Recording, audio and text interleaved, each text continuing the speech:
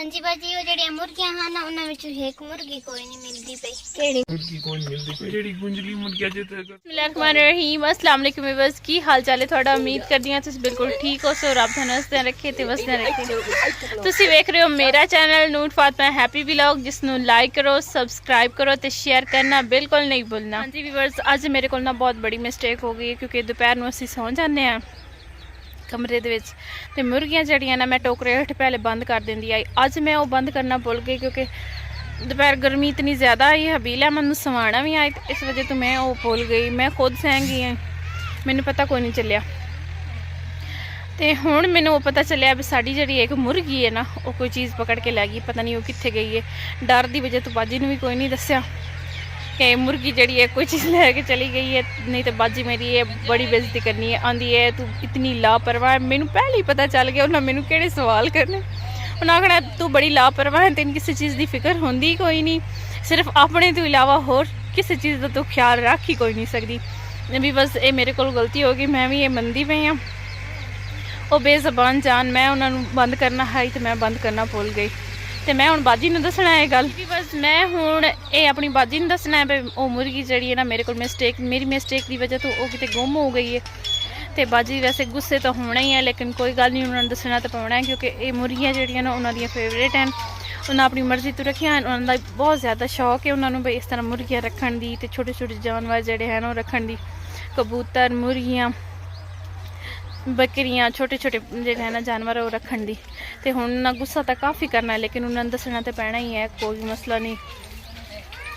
हुण असीं जाने हैं उन्होंने ये गल दसते हैं कि अज जी एक मुर्गी है ना वो गायब हो गई लेकिन दुख मैनू भी बड़ा है क्योंकि वो मेरी वजह तो गायब हो गई पता नहीं कित्थे गई अल्लाह करे वो वापस आ जाए जे अज मुर्गी वापस ना आई ना तो मेरी खैर कोई नहीं पता नहीं भी बस की है डेरे ते जो भी मैं आवा ना मेरे चेहरे ते छोटिया छोटिया कोई चीज़ां लड़ जांदियां ते मेरे चेहरे ते स्वेलिंग हो जाती इतनी ज़्यादा। चल हुण असीं अपनी बाजी नूं दस जी वो जड़ियां मुर्गियां हैं ना उन्हां विचों एक मुर्गी कोई नहीं मिलती पई केड़ी मुर्गी कोई नहीं मिलती पई जड़ी गुंजली मुर्गी जिते गर्दन ते सिर ते वाल कोई नहीं वो किदे गई है पता नहीं हुण मैनू कोई दस के ना गई है किते गई है मैं तो पता कीता काफी पैलियां दे विचों लमणियां वेख लेणियां है ना किते तो वेख लभ जावणियां मैं पैलियां दे विचों काफी पता कीता ते नहीं मिली मैनू कोई नहीं तू सब तेरा केड़ा ध्यान है तैनू तो काम ही कोई नहीं मोबाइल तो इलावा तो और काम कोई नहीं तैनू केड़ा पता मुर्गी गई किदे वग गई तो सही हो गया तो चंगा एक दी तो कमी हो ही ना नहीं वो सारियां ही मैं कोई ना दोपहर ही डकियां वो इस वजह तो कोई नहीं मिली लोड़ ही काइन खैर आपे वग जांदियां डकण दी लोड़ ही काइन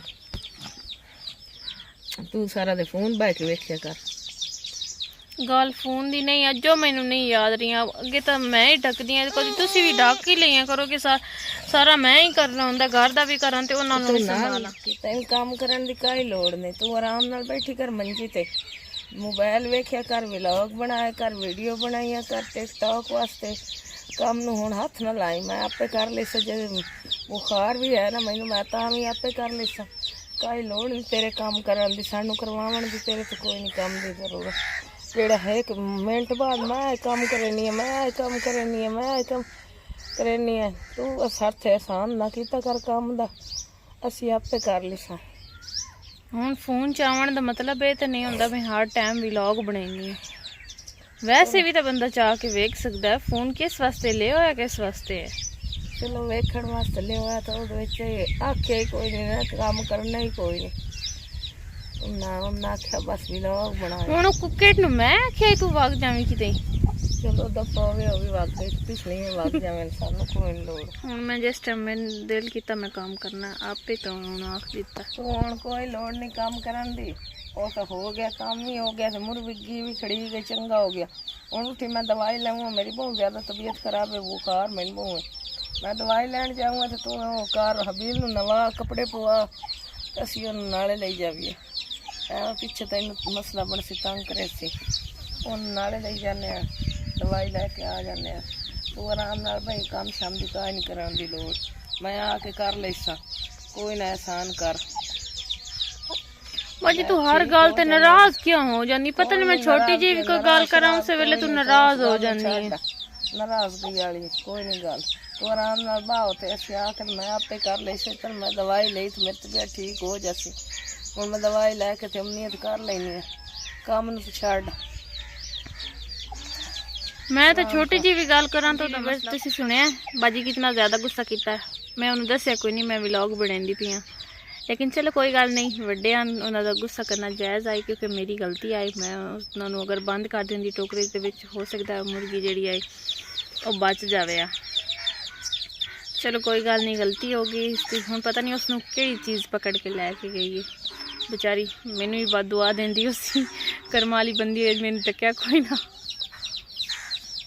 मैं काफ़ी उन्होंने ना पैलियां दे विच तलाश किया लेकिन वो मिली कोई नहीं। मैनू कोशिश मैं की एक मिल जाए। पहले इस तरह अगर किते जांदियां भी हाँ ना तो जल्दी वापस आ जांदियां, इस तरह कभी भी नहीं होया। पता नहीं अज क्यों इस तरह हो गया। तो बाजी जितना मेरे ना गुस्सा करती है ना उस तो कई गुना ज़्यादा मेरे ना प्यार करती है। कोई मसला नहीं,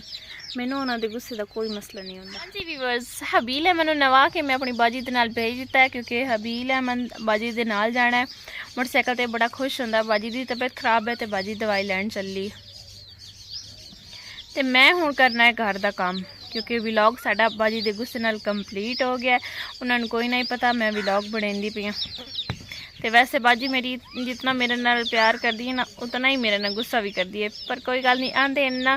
जिथे ज़्यादा प्यार होवे उत्थे गुस्सा भी इतना ही ज़्यादा हुंदा है।